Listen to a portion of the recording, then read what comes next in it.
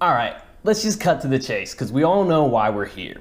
Before I begin addressing the video by Shredded Sports Science, I just want to address a few of the points of confusion that seem to repeat themselves over and over in the comments from a lot of the viewers. First and foremost is the idea that Jeff never said he was a strength coach, so my whole critique is simply invalid based on that notion. This comment showed up repeatedly, but at the start of every Athlean-X video that I had watched, this tagline appeared on the screen and is literally where I got the idea for the title. So to me, that was sufficient that he considered himself a strength coach. And I figured if I noticed that, other people had noticed it as well, but apparently not. Secondly, another theme that appeared repeatedly was the idea of conflating powerlifting and strength training. And I guess because I've competed in powerlifting in the past, everybody thought my main complaint with Jeff in the critique was that he doesn't focus primarily on increasing 1 rep max strength on the squat, bench press, and deadlift.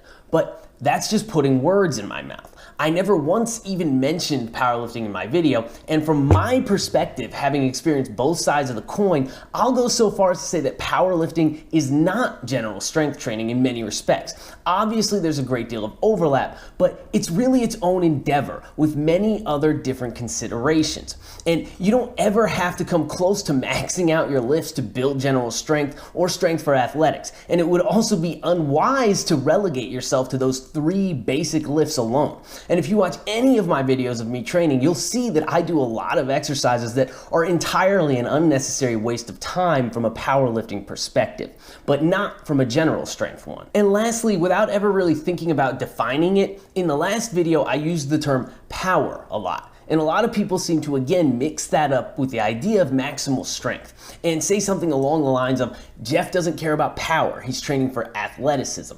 But power has a very specific definition, and the only reason I mentioned it at all is because of its importance for overall athleticism. The ability to accelerate quickly and jump high and far is largely dependent on an athlete's rate of force development and their ability to produce power. Colloquially, this is what people refer to as explosiveness. For instance, when a sprinter blasts off the starting blocks or LeBron James leaps over the defense to slam the ball down. Ultimately, increases in rate of force development and power production are what a strength coach is seeking, because those are the physical characteristics that are going to improve an athlete's performance on the playing field. The reason strength is important here is because it's considered a prerequisite. Alright, so let's move into the Shredded Sports Science video now. I'm just going to address a few of the main points just to clarify some things for people who are unfamiliar with me and my general stance on training, which is probably most of you at this point. I'll just start with the title of James's video, which already shows that he's just as biased as I am, just on the other side of the spectrum, as he claims that I'm attacking Athlean-X, which is an emotional response and is just false. It was a critique. Whether you consider it to be inaccurate or flawed is irrelevant. It was an evaluation of a body of work that I reviewed. In that evaluation, I applauded Jeff for his intelligence, his education level, his knowledge of the human body and anatomy in general, as well as his skills as a physiotherapist. And then I went on to explain why what I had seen did not indicate to me that his methods as they pertain to strength training are optimal for making people strong and explosive. And if you seriously consider this to be an attack against an individual, then you and I have nothing to discuss. Next up is the bit about progressive overload. And I will readily admit that that was an error on my end. I wasn't searching for specific terms or anything like that when I was sifting through Jeff's channel. My goal was simply to pull a random sampling of a few videos, and as it happened, I didn't watch any of the ones related to progressive overload. So that's my mistake. If I was going to mention something like that, then I should have searched for it specifically before indicating that it was absent altogether. He's mentioned it multiple times, and I apologize for saying that he doesn't. Next, James discussed my point about the chin-ups versus the one-arm cable pull-downs. And here, he did the exact same thing that he accuses me of doing throughout my video, which is cherry-picking points and pulling things out of context to try to make me look stupid. Completely false statements that Jeff thinks that the cable row is better than a chin-up, and then Alec talks about how good chin-ups are. Jeff gives so many chin-up tutorials, even in the Antonio Brown video that Alex supposedly watched and critiqued. Jeff coaches the weighted chin. I never said that Jeff said the one-arm pull-down was a better overall exercise than a chin-up, or even that he doesn't do regular chin-ups at all, or recommend for others not to do them as well. If you're going to critique people, Please don't use a straw man argument. What I did say was that in one of the instances I found, he suggested it was a good idea to replace the chin up with the one arm pull down because the pull down will hit the core harder. But in my experience, a heavy weighted chin up is one of the best core exercises in existence. Therefore, in my opinion, it's not optimal to make this substitution based on that rationale. So that's the whole reason I mentioned this bit in the first place. You can disagree with the assertion that I'm making and tell me that the one arm pull down is a better core exercise than the chin up, or that it has a different effect on the core than the chin up, but don't try to put words in my mouth simply to skew what I'm actually saying. I obviously ran into clips of him doing weighted chin ups. That really wasn't the point I was touching on there. So maybe people who live in glass houses shouldn't throw stones, because for someone who loves to accuse other people of not providing context, you sure seem to have that problem yourself. Next, I want to touch on James's bit about my limited knowledge of training to build power and explosiveness. And so this is where I can see that Alex's knowledge is limited and it's not as in-depth as people may believe. For those of you who know anything about me, you know that training for power is really my baby. It's probably the thing I'm most passionate about when it comes to training as a whole. And I've read all the texts, just like I'm sure you have, James. I actually own the one you reference in your video, Christian Thibodeau's Black Book of Training Secrets, as well as Kelly Baggett's Vertical Jump Bible, which I saw that you referenced in another video, and numerous others like Zatsiorsky's Science and Practice of Strength Training, which I cited at the beginning of this video. And I've put them all into practice. Now, Alec incorrectly says you need to use all of these to develop power. You absolutely do not. If you're training for power, no, you do not choose exercises for every single part of the spectrum. Each of these 6 methods and their derivatives have their place in sports training, but that doesn't mean that they should all be used at the same time by all athletes. Remember that athletes have a limited capacity to sustain and adapt to training stress, so it is a mistake to try to invent the world's best program by adding a bit of everything that works. All I said here was that as a whole, all the continuum points that I mentioned need to be accounted for at some point. You rushed to judgment and assumed what? That I'm saying you need to incorporate all exercises year-round in every session all the time? Because if you actually watch my stuff, you'll see that that's not the case at all. In my own training, I tend to focus on 1 or 2 aspects of total power development at a time, and I rotate through exercises in cycles depending on what I'm trying to accomplish at that particular moment in time. So to accuse me of having a limited knowledge in this realm when you're simply analyzing one single sentence that I ever uttered, again out of context, is a bit presumptuous and, frankly, pretty offensive. If you're going to critique people, please don't use a straw man argument. Glass houses, dude. So Alex uses a very simplified continuum with only 5 points. No big deal. But in actual fact, a more technical and in-depth continuum would look a bit something like this. Yes, I use a simplified version of the strength-speed continuum to make my points because my channel doesn't have sports science in the name and people don't want me to drone on and on about technical details all day long. That's not why they're watching my stuff. And keeping things simple here is going to cover the majority of bases for the majority of people. And James, you also made the same mistake as your viewers where you pigeonhole my methodologies when it comes to strength training down into the narrow realm of powerlifting. There are many different types of strength. There are many different types of applicable strength. Specifically to athletic performance, strength is not just powerlifting. Strength is not just improving your bench numbers or your squat numbers. Again, making false assumptions that when I'm talking about improving an individual's capacity to produce force, that I somehow think that means training for a 1 rep max on the big 3 is the only way to go about doing it.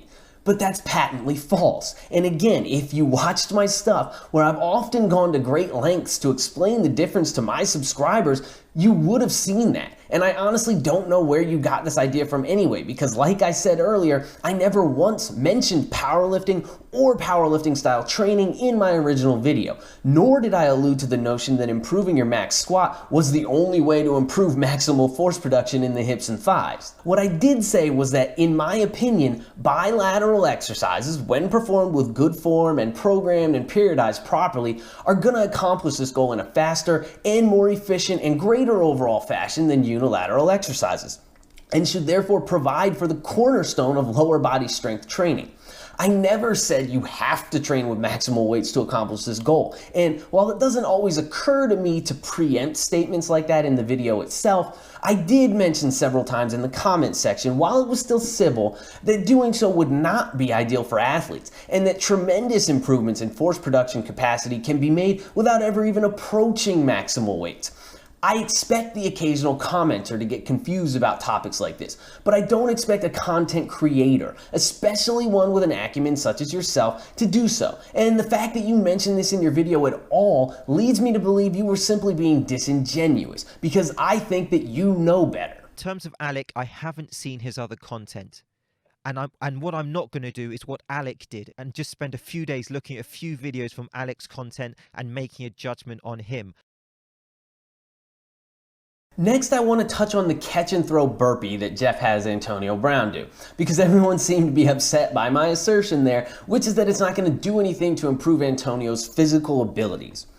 And I stand by that statement wholeheartedly. Now, what Alec conveniently does is he just shows quick clips of exercises which may look funky without context. Just because there's an absence of perhaps a heavy compound traditional lift does not make this wrong. That is ridiculous. But you know what? If we show this clip with no context, of course you mislead people into thinking it's a gimmick. The context of the exercise is irrelevant here. And if you watch any of my stuff, ironically, you would see that I basically subscribe to the exact same philosophy as Jeff here, where after my heavy lower body stuff, I always do something that's fast and explosive to finish things off. And so in the burpee, he's focusing on speed. The goal of this exercise is speed. Yes, it's not a power clean. Yes, it's not a heavy push press.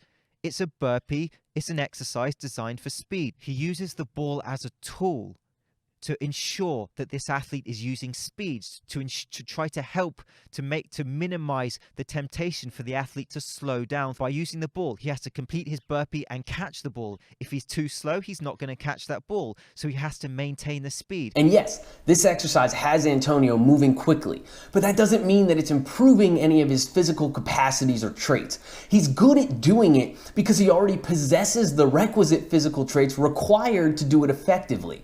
But if he didn't possess those traits, then training the exercise itself wouldn't actually build them. My problem here is not the context surrounding the exercise or the method that it's being employed in. My problem is with the exercise itself. Regardless of what Jeff's explanation for it was or whatever else had been done up to that point in the workout, I simply believe that your energy would be better spent doing something like a light but explosive sled sprint, or a light plyometric hurdle hop, or a medicine ball throw of some form, or some form of jumping, or a kettlebell swing, or a dynamic and explosive high pull. I simply disagree with the notion that the exercise itself has any merit or efficacy for somebody like Antonio. And you and I can agree to disagree on that assertion all day long. But the point you made in your video is not really relevant to the point that I was making here. And lastly, before this drags on too long, I just want to touch on the idea of physical therapy as compared to strength coaching.